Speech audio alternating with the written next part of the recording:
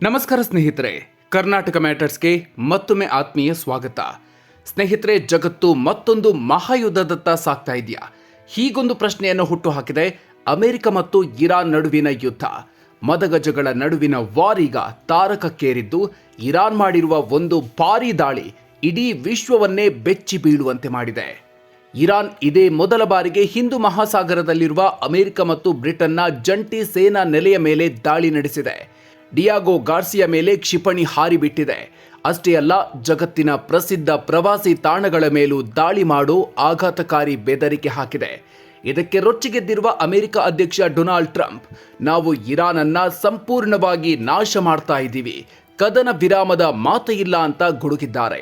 ಅಷ್ಟಕ್ಕೂ ಇರಾನ್ ಅಮೆರಿಕಾದ ಸೇನಾ ನೆಲೆ ತಲುಪುವಷ್ಟು ಶಕ್ತಿಶಾಲಿ ಕ್ಷಿಪಣಿಯನ್ನ ತಂದಿದ್ದಲ್ಲಿಂದ ಹೋರ್ಮುಜ್ ಜಲಸಂಧಿಯಲ್ಲಿ ಭಾರತದ ಹಡಗುಗಳು ಸಿಲುಕಿಕೊಂಡಿವೆಯಾ?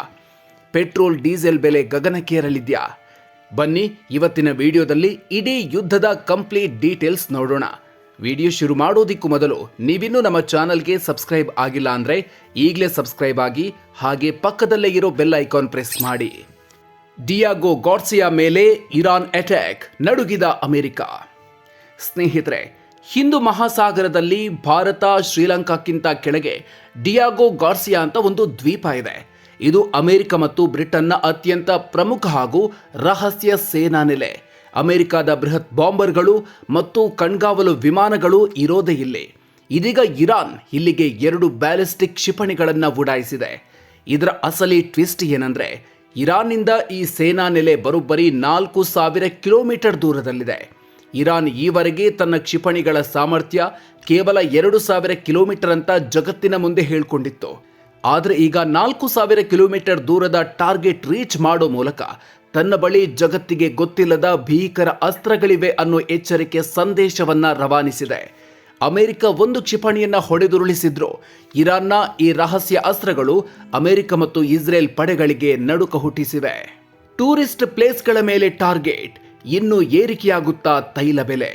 ಇರಾನ್ ಕೇವಲ ಸೇನಾ ನೆಲೆಗಳನ್ನಷ್ಟೇ ಅಲ್ಲ, ಜಗತ್ತಿನಾದ್ಯಂತ ಇರುವ ಪಾರ್ಕ್ಗಳು ಮತ್ತು ಪ್ರವಾಸಿ ತಾಣಗಳ ಮೇಲೂ ದಾಳಿ ಮಾಡುವುದಾಗಿ ಎಚ್ಚರಿಕೆ ನೀಡಿದೆ.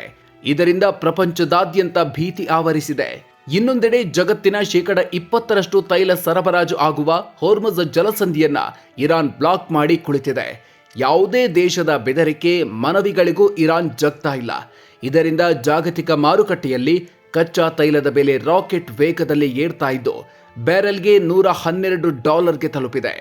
ತೈಲ ಬೆಲೆ ಕಡಿಮೆ ಮಾಡೋದಿಕ್ಕೆ ಅಮೆರಿಕ ಈಗ ಇರಾನ್ ಮೇಲಿನ ಕೆಲವು ನಿರ್ಬಂಧಗಳನ್ನ ತಾತ್ಕಾಲಿಕವಾಗಿ ಸಡಿಲಿಸಿದೆ. ಸಮುದ್ರದಲ್ಲಿರುವ ತೈಲವನ್ನ ಮಾರಾಟ ಮಾಡಲು ಅವಕಾಶ ಕೊಟ್ಟಿದೆ. ಆದರೆ ಇದು ಎಷ್ಟರ ಮಟ್ಟಿಗೆ ತೈಲ ಬೇಡಿಕೆಯನ್ನ ಕಡಿಮೆ ಮಾಡುತ್ತೆ ಅನ್ನೋದು ನೋಡಬೇಕಿದೆ. ರೊಚ್ಚಿಗೆದ್ದ ಡೊನಾಲ್ಡ್ ಟ್ರಂಪ್, ಇರಾನ್ ವಿರುದ್ಧ ಗುಡುಗಿದ ಅಮೆರಿಕ ಅಧ್ಯಕ್ಷ. ಇದೆಲ್ಲವನ್ನ ನೋಡ್ತಾ ಇರುವ ಅಮೆರಿಕ ಸುಮ್ಮನೆ ಕೂರುತ್ತಾ? ಖಂಡಿತ ಇಲ್ಲ. ಅಧ್ಯಕ್ಷ ಡೊನಾಲ್ಡ್ ಟ್ರಂಪ್, ನಾವು ಇರಾನ್ ಅನ್ನು ಅಕ್ಷರಶಃ ನಿರ್ನಾಮ ಮಾಡ್ತಾ ಇದ್ದೀವಿ, ಹೀಗಿರುವಾಗ ಕದನ ವಿರಾಮ ಮಾಡುವ ಪ್ರಶ್ನೆಯೇ ಇಲ್ಲ ಅಂತ ಖಡಕ್ ವಾರ್ನಿಂಗ್ ಕೊಟ್ಟಿದ್ದಾರೆ. ಜೊತೆಗೆ ಹೋರ್ಮುಜ್ ಜಲಸಂಧಿಯಲ್ಲಿ ತಮ್ಮ ಹಡಗುಗಳಿಗೆ ಭದ್ರತೆ ಒದಗಿಸುವ ಕೆಲಸವನ್ನ ಚೀನಾ ಮತ್ತು ಜಪಾನ್ ಅಂತ ದೇಶಗಳೇ ಮಾಡಿಕೊಳ್ಳಿ, ಅಮೆರಿಕ ಎಲ್ರಿಗೂ ಗಾರ್ಡ್ ಅಲ್ಲ ಅಂತ ಟ್ರಂಪ್ ಗುಡುಗಿದ್ದಾರೆ. ಅಷ್ಟೇ ಅಲ್ಲದೆ ಇರಾನ್ನ ಅತಿದೊಡ್ಡ ತೈಲ ಕೇಂದ್ರವಾದ ಕಾರ್ಗ್ ಐಲ್ಯಾಂಡ್ ಅನ್ನ ಬೇಕಾದ್ರೆ ಯಾವುದೇ ಕ್ಷಣದಲ್ಲಿ ವಶಪಡಿಸಿಕೊಳ್ತೀವಿ ಅಂತ ವೈಟ್ ಹೌಸ್ ಎಚ್ಚರಿಕೆ ನೀಡಿದೆ. ಅಷ್ಟೇ ಅಲ್ಲ, ಯುದ್ಧಕ್ಕಾಗಿ ಸುಮಾರು 2500 ಅಮೆರಿಕನ್ ಮರೈನ್ ಯೋಧರು ಮತ್ತು ಯುದ್ಧ ನೌಕೆಗಳು ಮಧ್ಯಪ್ರಾಚ್ಯದತ್ತ ದೌಡಾಯಿಸ್ತಾ ಇವೆ. ಒಂದೆಡೆ ಇರಾನ್ನ ಬೆದರಿಕೆ ಮತ್ತು ಕ್ಷಿಪಣಿ ದಾಳಿ, ಇನ್ನೊಂದು ಕಡೆ ಮೊಂಡು ಹಠ ಮಾಡ್ತಿರುವ ಟ್ರಂಪ್. ಇದರಿಂದ ಇರಾನ್ ಮತ್ತು ಇಸ್ರೇಲ್ ಅಮೆರಿಕ ನಡುವಿನ ಯುದ್ಧ ಮತ್ತಷ್ಟು ತೀವ್ರಗೊಳ್ಳುವ ಲಕ್ಷಣ ಕಾಣಿಸ್ತಿದೆ. ಭಾರತಕ್ಕೆ ಶುರುವಾಯಿತು ಟೆನ್ಷನ್, ದೇಶದ ಹಡಗುಗಳ ಕಥೆಯೇನು? ಈ ಯುದ್ಧದ ಬಿಸಿ ಭಾರತಕ್ಕೆ ಜೋರಾಗಿ ತಟ್ತಿದೆ. ಗಲ್ಫ್ ರಾಷ್ಟ್ರಗಳಲ್ಲಿ ಭಾರತದ ಬರೋಬ್ಬರಿ 22 ಹಡಗುಗಳು ಸಿಲುಕಿಕೊಂಡಿವೆ. ವಿಶೇಷವಾಗಿ ಜಗ್ ವಸಂತ್ ಮತ್ತು ಪೈನ್ ಗ್ಯಾಸ್ ಎಂಬ 2 ಪ್ರಮುಖ ಭಾರತೀಯ LPG ಟ್ಯಾಂಕರ್ಗಳು ಇದೇ ಡೇಂಜರಸ್ ಹೋರ್ಮುಜ್ ಜಲಸಂಧಿಯನ್ನ ದಾಟಬೇಕಿದೆ. ಈ ಬಗ್ಗೆ ಪ್ರತಿಕ್ರಿಯಿಸಿರುವ ಭಾರತದ ವಿದೇಶಾಂಗ ಸಚಿವಾಲಯ, ನಮ್ಮ ಹಡಗುಗಳ ಸುರಕ್ಷಿತ ಸಂಚಾರ ನಮಗೆ ಅತಿ ಮುಖ್ಯ ಅಂತ ಹೇಳಿದೆ. ಪ್ರಧಾನಿ ನರೇಂದ್ರ ಮೋದಿ ಅವರು ಜಾಗತಿಕ ನಾಯಕರೊಂದಿಗೆ ನಿರಂತರ ಸಂಪರ್ಕದಲ್ಲಿದ್ದು, ಯಾವುದೇ ಹಾನಿಯಾಗದಂತೆ ಭಾರತೀಯ ಹಡಗುಗಳನ್ನು ತಾಯ್ನಾಡಿಗೆ ಕರೆತರಲು ಪ್ಲಾನ್ ಮಾಡ್ತಿದ್ದಾರೆ.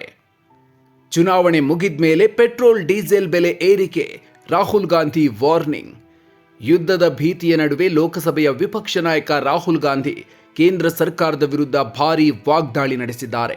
ಪಶ್ಚಿಮ ಏಷ್ಯಾದ ಯುದ್ಧದಿಂದ ಆರ್ಥಿಕತೆ ಮೇಲಾಗ್ತಾ ಇರುವ ಪರಿಣಾಮವನ್ನು ನಿಭಾಯಿಸಲು ಮೋದಿ ಸರ್ಕಾರದ ಬಳಿ ಯಾವುದೇ ತಂತ್ರ ಅಥವಾ ದಿಕ್ಸೂಚಿ ಇಲ್ಲ. ಇವರದ್ದು ಬರೀ ಮಾತುಗಳಷ್ಟೇ ಅಂತ ಟೀಕಿಸಿದ್ದಾರೆ. ಡಾಲರ್ ಎದುರು ರೂಪಾಯಿ ಮೌಲ್ಯ ದಿನೇ ದಿನೇ ಕುಸಿತಾ ಇದ್ದು 100ರ ಗಡಿ ಮುಟ್ಟುವತ್ತ ಸಾಗ್ತಾ ಇದೆ. ಜೊತೆಗೆ ಕೈಗಾರಿಕಾ ಇಂಧನ ಬೆಲೆಗಳು ಕೂಡ ಹೆಚ್ಚಾಗ್ತಾ ಇವೆ. ಇದರಿಂದ ಉತ್ಪಾದನೆ ಮತ್ತು ಸಾರಿಗೆ ವೆಚ್ಚ ದುಬಾರಿಯಾಗಿ ಎಂಎಸ್ಎಂಇ ವಲಯಕ್ಕೆ ಭಾರೀ ಪೆಟ್ಟು ಬೀಳಲಿದೆ ಎಂದಿದ್ದಾರೆ. ಅದರಲ್ಲೂ ಮುಖ್ಯವಾಗಿ ಮುಂದಿನ ತಿಂಗಳು ನಡೆಯಲಿರುವ ಪಶ್ಚಿಮ ಬಂಗಾಳ, ತಮಿಳುನಾಡು, ಅಸ್ಸಾಂ, ಕೇರಳ ಮತ್ತು ಪುದುಚೇರಿ ರಾಜ್ಯಗಳ ಚುನಾವಣೆ ಮುಗಿದ ತಕ್ಷಣವೇ ದೇಶದಲ್ಲಿ ಪೆಟ್ರೋಲ್, ಡೀಸೆಲ್ ಮತ್ತು ಎಲ್ಪಿಜಿ ಗ್ಯಾಸ್ ಬೆಲೆಗಳನ್ನು ಸರ್ಕಾರ ಏರಿಕೆ ಮಾಡೋದು ಗ್ಯಾರಂಟಿ ಅಂತ ರಾಹುಲ್ ಗಾಂಧಿ ಎಚ್ಚರಿಕೆ ನೀಡಿದ್ದಾರೆ. ಸರ್ಕಾರ ಪರಿಸ್ಥಿತಿ ನಾರ್ಮಲ್ ಇದೆ ಅಂತ ಏನೇ ಹೇಳಿದ್ರೂ ದಿನನಿತ್ಯದ ವಸ್ತುಗಳ ಬೆಲೆ ಏರಿಕೆಯಾಗಿ ಅಂತಿಮವಾಗಿ ಪ್ರತಿಯೊಬ್ಬರ ಜೇಬಿಗೆ ಕತ್ತರಿ ಬೀಳೋದು ಮಾತ್ರ ಸತ್ಯ ಅಂತ ಆತಂಕ ವ್ಯಕ್ತಪಡಿಸಿದ್ದಾರೆ. ಒಟ್ಟಿನಲ್ಲಿ ಸ್ನೇಹಿತರೆ, ಇರಾನ್ ಮತ್ತು ಅಮೆರಿಕ ನಡುವಿನ ಈ ಜಿದ್ದಾಜಿದ್ದಿ 3ನೇ ಮಹಾಯುದ್ಧಕ್ಕೆ ನಾಂದಿ ಹಾಡುತ್ತಾ ಅನ್ನೋ ಭಯ ಈಗ ಇಡೀ ಜಗತ್ತನ್ನ ಕಾಡ್ತಿದೆ. ಸ್ನೇಹಿತರೆ, ಈ ಬಗ್ಗೆ ನಿಮ್ಮ ಅನಿಸಿಕೆ ಏನು? ಅಮೆರಿಕ ಇರಾನ್ ಯುದ್ಧ ಹೀಗೆ ಮುಂದುವರೆದರೆ ಭಾರತದಲ್ಲಿ ಪೆಟ್ರೋಲ್, ಡೀಸೆಲ್ ಮತ್ತು ಅಗತ್ಯ ವಸ್ತುಗಳ ಬೆಲೆ ಭಾರಿ ಏರಿಕೆಯಾಗುವ ಸಾಧ್ಯತೆ ಇದೆಯಾ? ನಿಮ್ಮ ಅಭಿಪ್ರಾಯವನ್ನು ಕಾಮೆಂಟ್ ಬಾಕ್ಸ್ನಲ್ಲಿ ತಪ್ಪದೇ ತಿಳಿಸಿ. ಈ ಇಂಟ್ರೆಸ್ಟಿಂಗ್ ಮಾಹಿತಿ ನಿಮಗೆ ಇಷ್ಟ ಆಗಿದ್ರೆ ದಯವಿಟ್ಟು ವಿಡಿಯೋನ ಲೈಕ್ ಮಾಡಿ, ನಿಮ್ಮ ಸ್ನೇಹಿತರ ಜೊತೆಗೆ ಮತ್ತು ವಾಟ್ಸಪ್ ಗ್ರೂಪ್ಗಳಲ್ಲಿ ಶೇರ್ ಮಾಡಿ. ಇಂಥ ಮತ್ತಷ್ಟು ಬಿಗ್ ಅಪ್ಡೇಟ್ಗಳಿಗಾಗಿ ನಮ್ಮ ಕರ್ನಾಟಕ ಮ್ಯಾಟರ್ಸ್ ಚಾನೆಲ್ಗೆ ಈಗಲೇ ಸಬ್ಸ್ಕ್ರೈಬ್ ಆಗಿ. ಮುಂದಿನ ವಿಡಿಯೋದಲ್ಲಿ ಮತ್ತೊಂದು ಇಂಟ್ರೆಸ್ಟಿಂಗ್ ವಿಚಾರದ ಜೊತೆಗೆ ಮತ್ತೆ ಸಿಗೋಣ. ಅಲ್ಲಿವರೆಗೂ ನಮಸ್ಕಾರ.